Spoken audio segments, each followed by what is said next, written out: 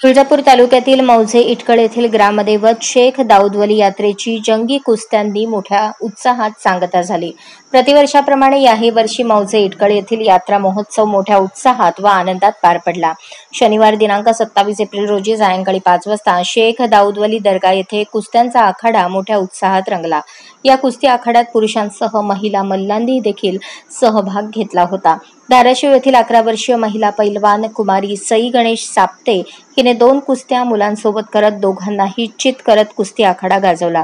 यावर्षी यात्रा महोत्सव मोठ्या उत्साहात संपन्न झाला।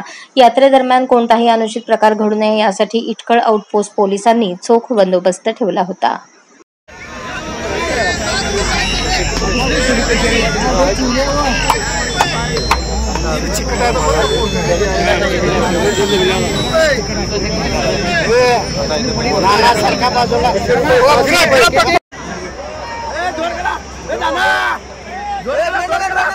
जोड़